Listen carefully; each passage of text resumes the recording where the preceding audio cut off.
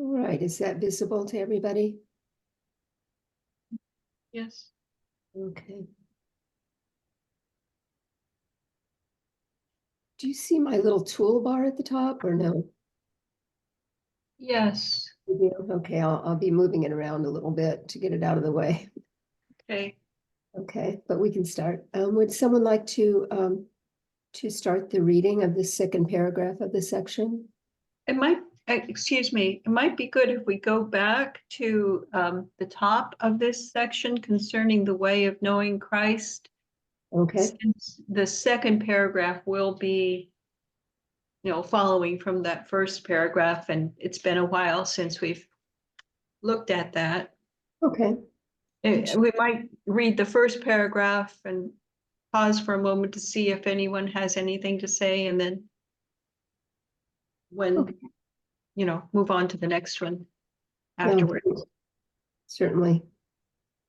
Okay, someone okay to read?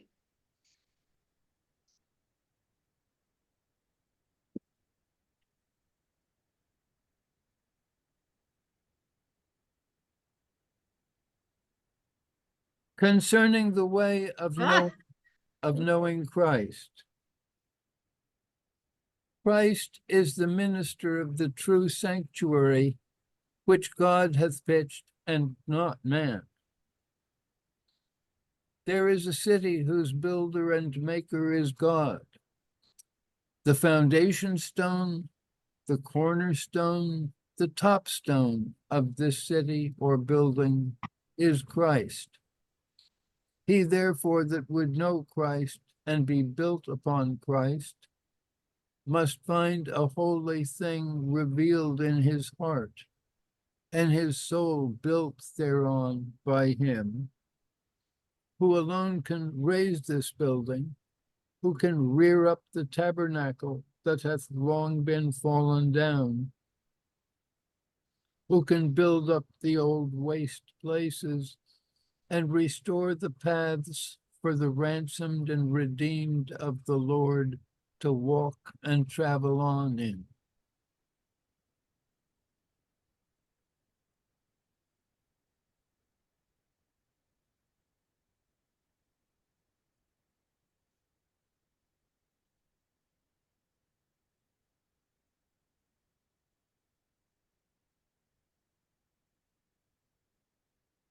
Well, if there are no comments, then maybe we should move on.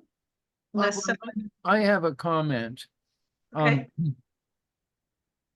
which is that there is language in this first paragraph about a fallen down tabernacle and old waste places, which look to me like allusions to the condition of Adam before he was separated into Adam and Eve and before the two of them fell,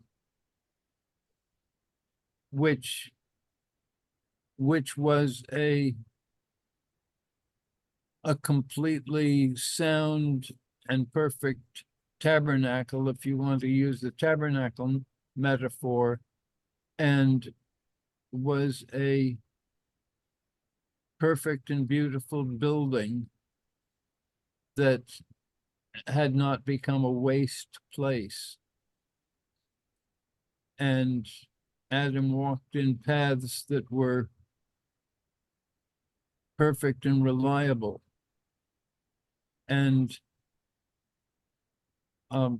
so there's language here about a restoration of something that was.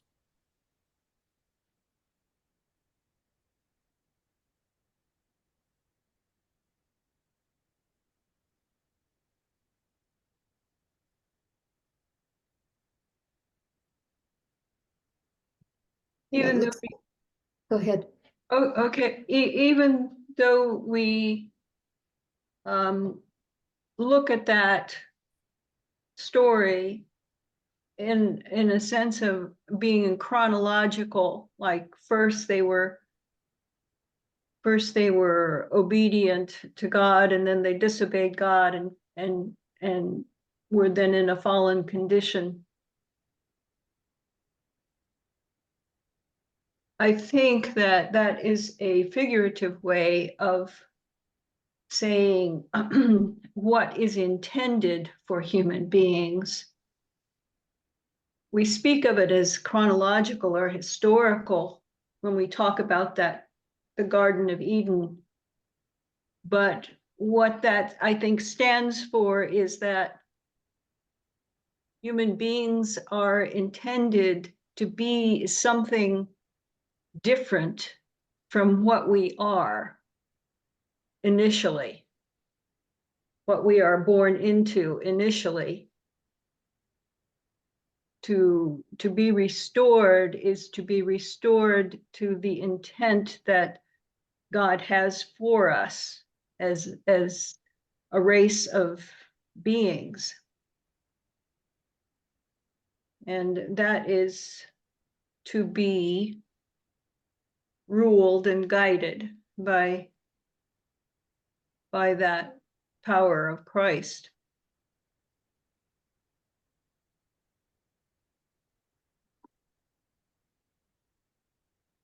Did I make myself clear? I think it's kind of a hard thing to describe.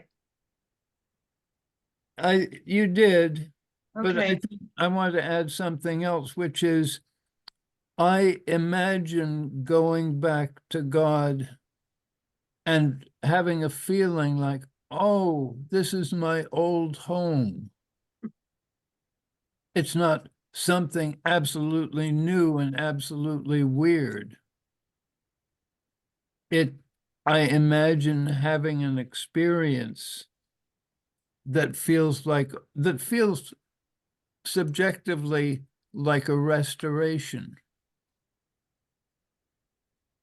that doesn't leave me disoriented and wondering how to make sense of this experience or non-experience, whatever it is.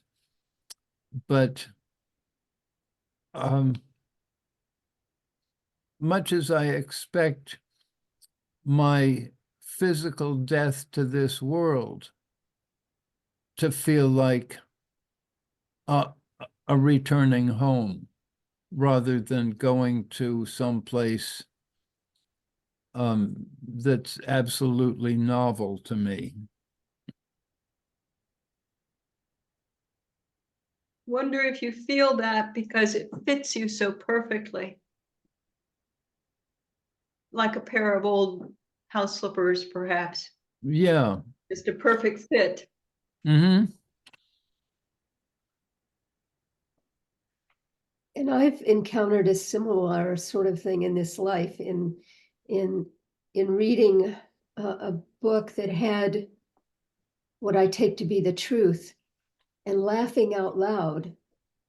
It wasn't at all a funny passage, but it was just this sense of, I've always known that, but I never saw it before. It was, this joyous homecoming just through words.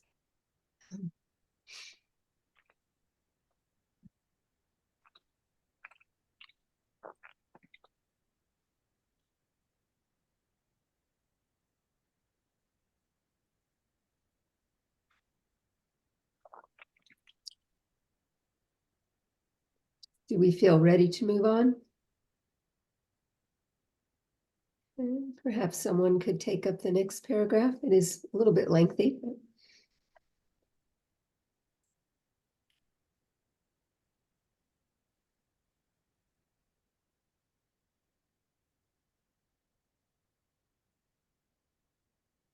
Now he which can find anything of God built up in his heart, yea, if he can find but the beginning of the true sanctuary, he may also find Christ ministering there, even the true high priest, offering up the sacrifices and interceding with the Father, as also giving the soul the food of the holy things to eat of. Now this is the way of Christ indeed, to wit, in his begettings in the heart, in his presence there, in his ministrations there, between the soul and the Father. And he that thus knoweth him, even in that which is begotten of him, watching in singleness of heart with the true eye, cannot be deceived concerning him, but knoweth the voice of his Spirit, and readily embraceth it. But a stranger or deceiver it knoweth not, and will not hear, but by the instinct of life turneth from it. So that the knowledge and preservation of the sheep is not by the wise reasonings of the mind concerning the shepherd's voice and the stranger's voice, but by an instinct of the new hidden nature, which teacheth the simple-hearted to avoid the snares which the earthly wisdom is easily entangled in. The meek, the humble, the broken-hearted, the weak, the poor, the babes, the little children, these are they whom the Father teacheth. These have that preservation and instruction, which the wise, knowing, judicious minds, in man's account, miss of. Thus the foolishness of God is wiser than man, and the weakness of God stronger than man. And God hath chosen in every man that which is not, to bring to naught all that is in him, that no flesh might glory in his presence, nor no man be able to boast before the Lord of the salvation of his soul.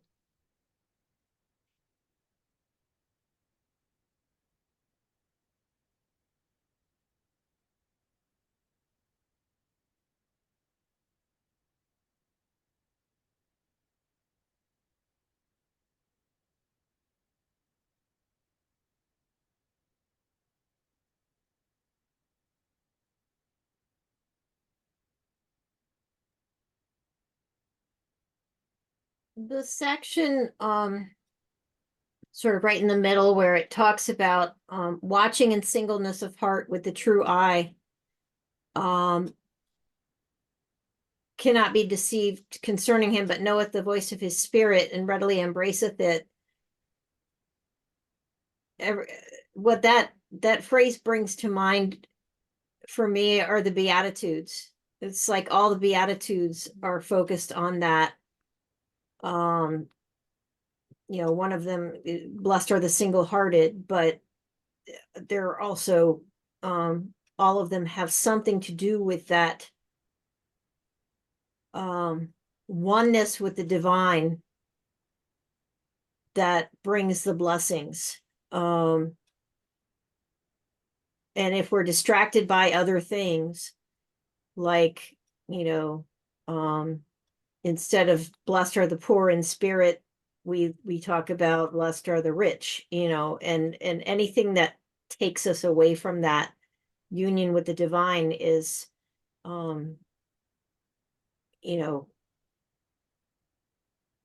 blinds our true eye, so to speak. And so it just made me really focus on that as something that is really poignant. The connection with the previous paragraph was the idea that we are, the closer we come to the divine, the more we are ourselves, our true selves. And so that restoration to the true self is what we're aiming for. And it's in the singleness of heart that we walk that path toward that union with the divine.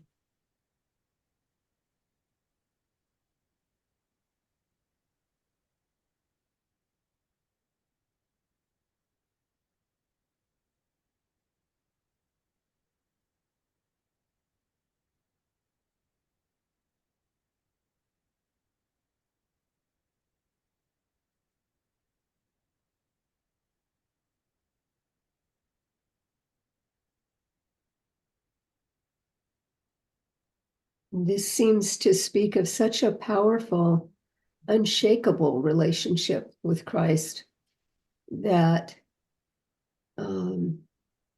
that heart cannot be deceived. It knoweth not the stranger or deceiver, turneth from it. I'm not sure I very often encounter that sense of just unshakable relationship.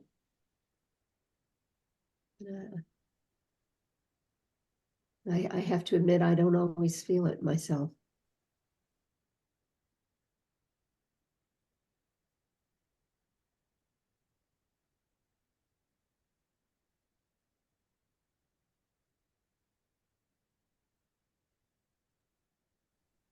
I'm remembering coming out of a very satisfying experience of worship in a meeting for worship and telling my wife, Elizabeth, that was so good.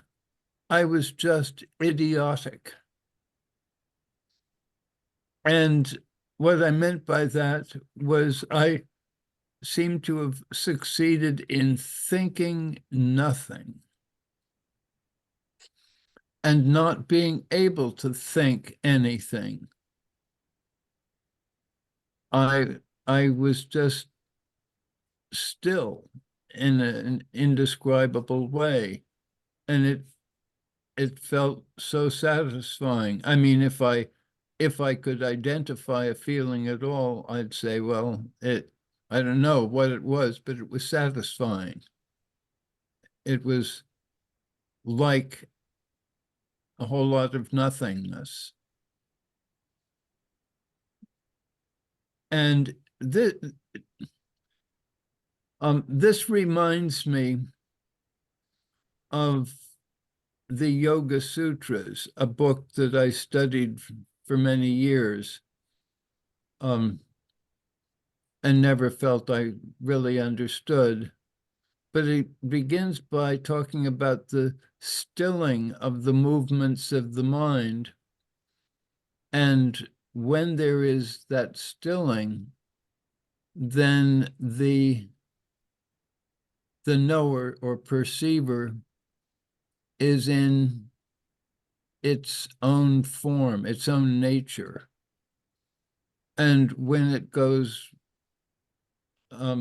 looking at objects of knowledge, it loses its awareness of its own nature because it gets identified with the object of knowledge or the experience of knowledge. And this suggests to me the worldly wisdom of the sheep rustler who's trying to steal the sheep away from the true shepherd. And it is the shepherd who can pacify us and make us feel that absolute peace of being well-fed sheep who want nothing more because they know their shepherd is there.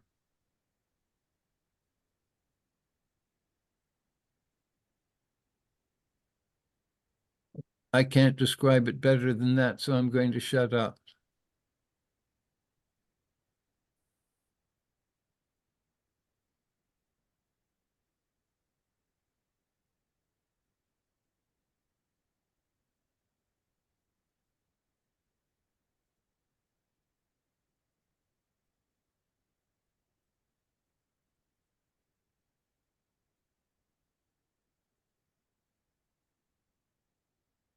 The offices of Christ was a theme that was very prevalent, especially to George Fox. And the one office that he particularly focused upon was the office of prophet. And the function of the prophet was to teach the people. But here, Penington is referring to Christ in his office as priest. And I think that what the priest does is he intercedes and he acts on behalf of the people. He's an intermediary between God and the people. And I think that when the people aren't ready, that the priest acts on their behalf to make them acceptable to God. And so I think that it's appropriate that Penington is talking in this first part of these first few sentences of this paragraph about Christ as in his priestly office. He calls him even the true high priest, offering up sacrifices and interceding with the Father, as also giving the soul and food of the holy things to eat of. So when we're not feeling that presence of Christ, but we trust that it's real and there, it's good to know that Christ functions as our priest in his office as priest, who intercedes on our behalf to make us in right relationship with the Father. So there's always been in the history a conflict between the priests and the prophets. And I think the priests are an earlier form of a social organization that allows the people to work sort of as a single unit or tribe. But the prophet is always trying to teach them to move on to a more personal relationship, one by one, with the Father.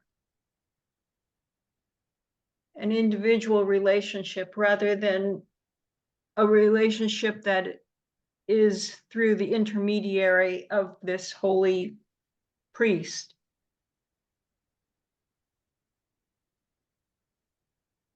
But I think that what Madeline was saying about sometimes not always feeling this presence, I think in times like that, it's good to know that there is the Spirit of Christ interceding on our behalf in his office as priest for us.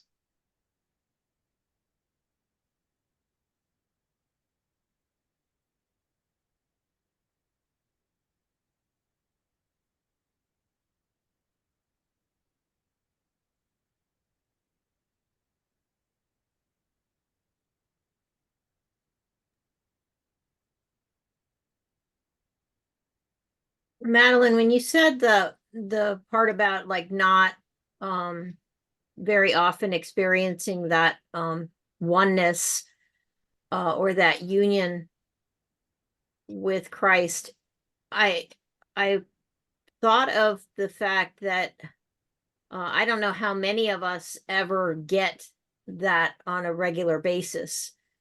And when I went down to the bottom part of the paragraph, when it talks about the meek, the humble, the brokenhearted, the weak, the poor, the babes, the little children, it brought to mind the fact that when I was little, I had that sort of direct connection with God all the time. And I'm talking little, 4, 5, 6 years old. And then the world got in the way. And very rarely have I experienced that direct a connection since then. And it's, you hear stories about little kids who, are talking to angels, and they, it's like, what, why don't you see them? Kind of thing, because they're so innocent that they don't let that other stuff get in the way, or they haven't gotten to the point where that other stuff gets in the way of that connection. And so I think, again, that the more single-minded, single-hearted we get, the more we can become like little children, not in a sense of being immature, but in the sense of being that open to the divine, that we don't miss it.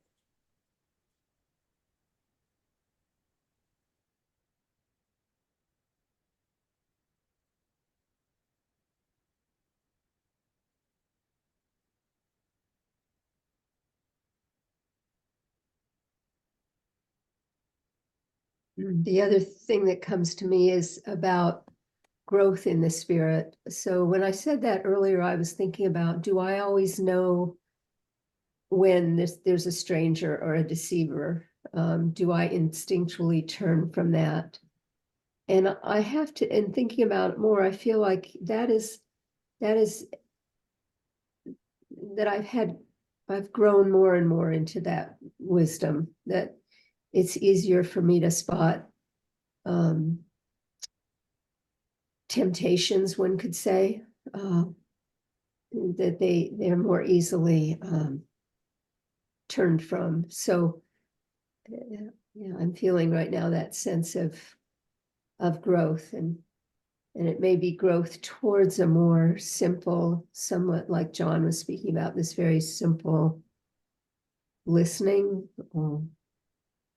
becoming as a little child, all those metaphors for less and less getting in the way, and more easily hearing the voice of Christ, of God.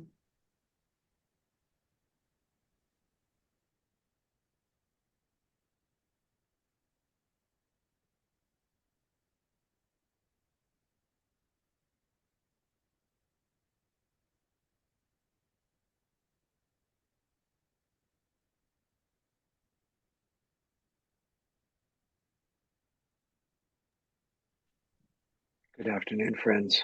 I'm so pleased to be with you all. Good to have you here. It's only because of the impending, what the world calls the Christmas holiday, that I can be here. Otherwise, I'd be working at this moment. So I'm so pleased. I want to point out a word, and then maybe in this company, it's completely not necessary, but if anyone could benefit from it, I would like that.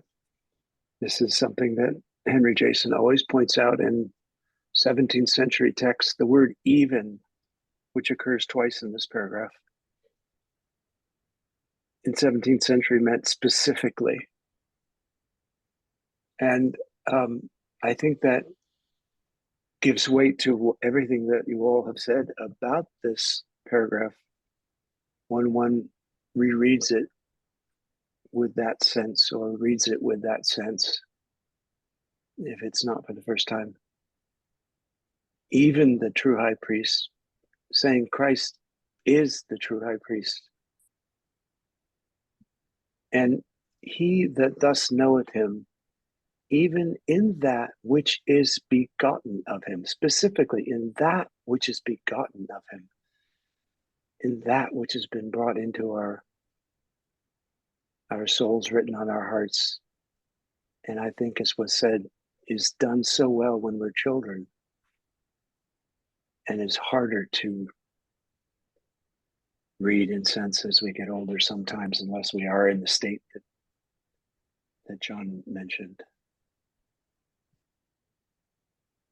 I just wanted to make sure that little grammatical difference is not missed, and that it might help. But I'm sure you probably all do that.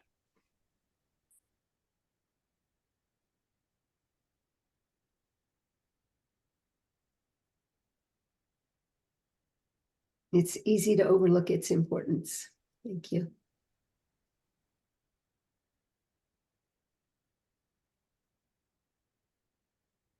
Well, I feel like I need to say that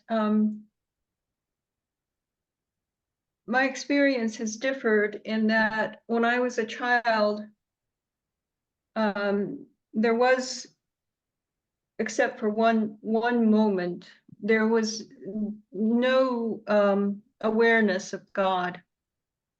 And that what I had as a child was a kind of milieu or a surrounding culture that where everyone took for granted that God was in his heaven. And so I assumed that too. But when I began to get into my teenage years and began to be rational, that just did not hold together. I could find all kinds of problems with it. I could see reasons for why people wanted to believe that, but I didn't think wanting to believe something was a sufficient reason to believe it. And I continued like that for a couple of decades into my 30s, when I was given an experience that was unlike anything that I had known previously and opened up a different dimension of life that I had no idea was there. When he talks about, when Penington talks about the babes, the little children, these are they whom the Father teacheth, to me that does not refer to an age group. It refers to, for me, to something that Tom spoke about a couple of weeks ago when he asked about expectations going into worship. Was it legitimate to have expectations? And I think that having no expectations of what you're going to experience or what's possible is to be like a child.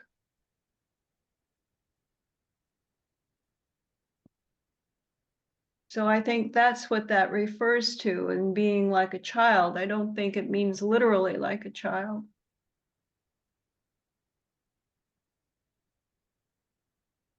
What concerns me is that there seems to be a kind of either or situation where people feel that either they have their childhood faith or they've lost their childhood faith and they need to regain it. But I think that the friends had a different understanding of what faith was. It wasn't something that happened in childhood. It was something that happened later, after a great deal of, as Penington says in this sentence, and God hath chosen in every man that which is not, to bring to naught all that is in him. What God chooses in us is our incapacity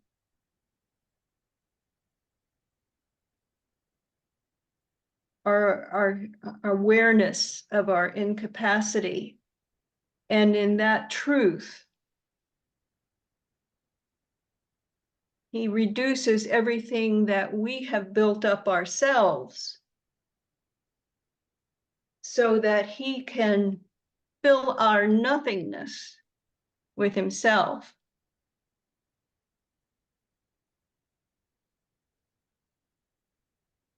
And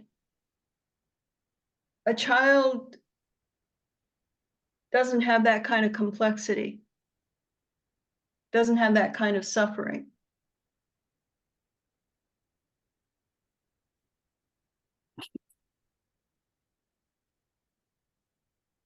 A child is content in the love of his parents if he has it.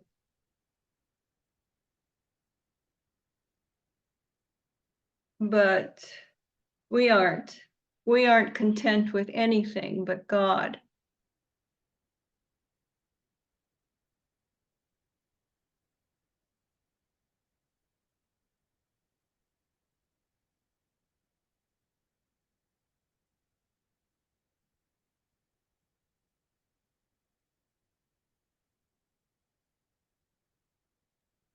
I'm wondering if others have some thoughts about what this means to be simple-hearted, to be more like a child. Other ways of seeing this.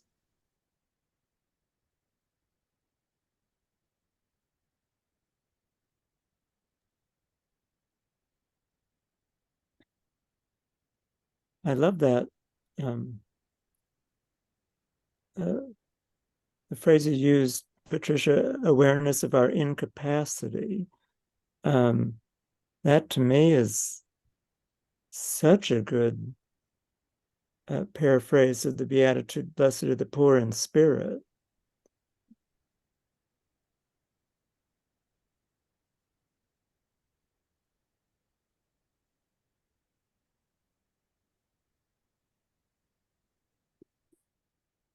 Yeah, that's all about incapacity. And blessed are those who hunger and thirst. That's showing an absence.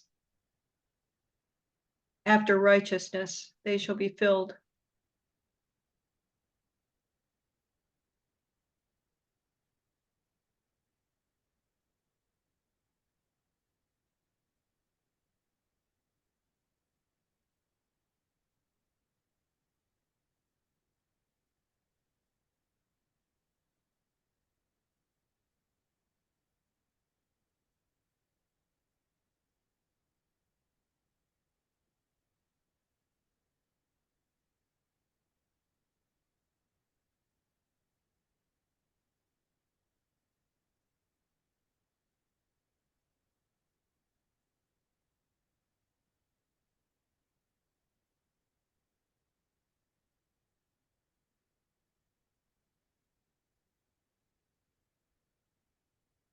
The words which are sitting with me in the middle of this at the moment is the phrase watching in singleness of heart. And the early friends sometimes wrote about maintaining a watchful frame. And there's another word that goes with it, which really is waiting, watching and waiting. In many translations, they come together, they're both articulated in the second verse of Psalm 5. So if I'm watching, if I'm able to watch in singleness of heart, without my heart being divided between God and something else I want to think about, or that occurs to me, or that arises from my self-centered nature, if I'm enabled by Christ to be for a period of time in singleness of heart, just watching and waiting.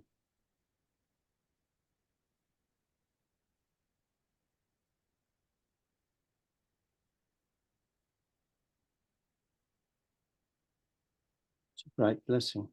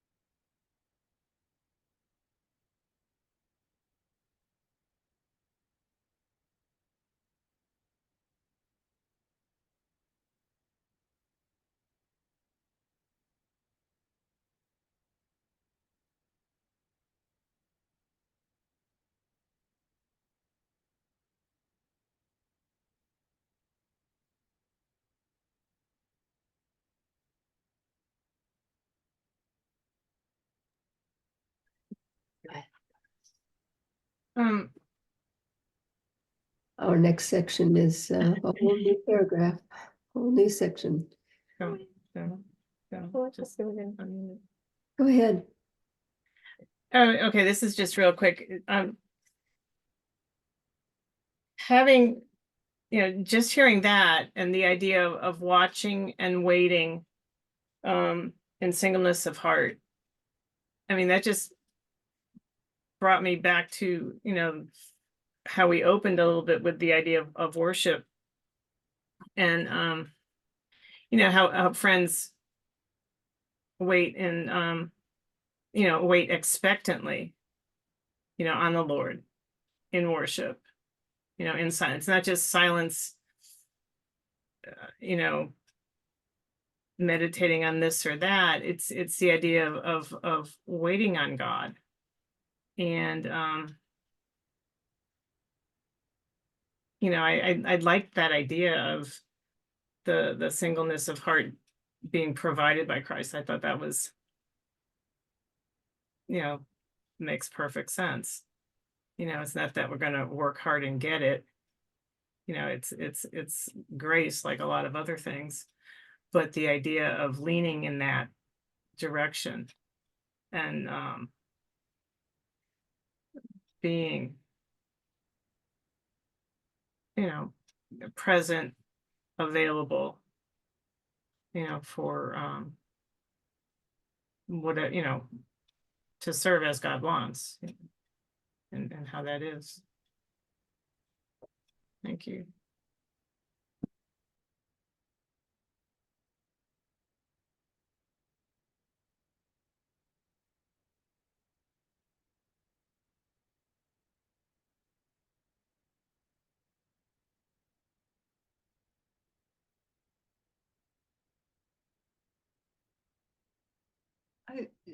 I think David is about ready to go now, or maybe he's left already. But what we wanted to talk about was after the new year, we were planning to move to a different schedule, meeting. I think it was the second and the fourth Wednesdays Yes, each month. And how do people feel about that? Would that be satisfactory?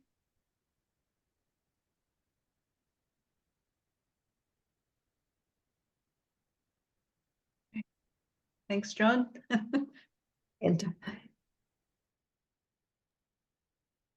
I'm sorry, I didn't quite understand what the change is. Well, we've been meeting each week on Wednesday, and we were thinking, well, Madeline also has a conflict on one of those Wednesdays, the third, I believe, the third Wednesday of the month. And that we would therefore be meeting on the second and the fourth Wednesdays each month. Would that help you attend more frequently, Richard, at all? No, I'm sorry, it will not, friends, but that's okay. Well, I, drop in when you can. I was so fortunate to be able to come today.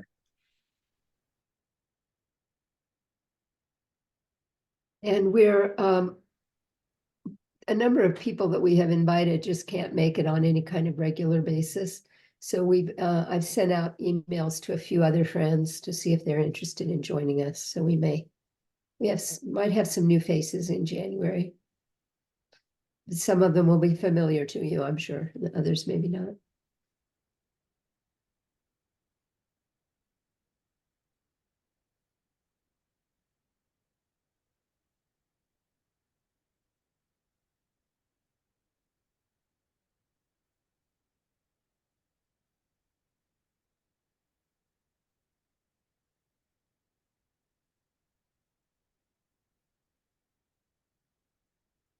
Any other comments before we close with a little bit of worship?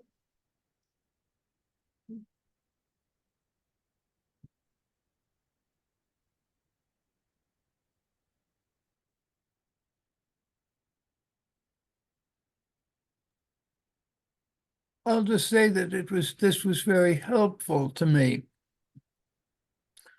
to consider what is the singleness of heart that we enter into worship in, or try to, or want to. And what is the complicatedness of heart that makes us do poorly? And it's been helpful.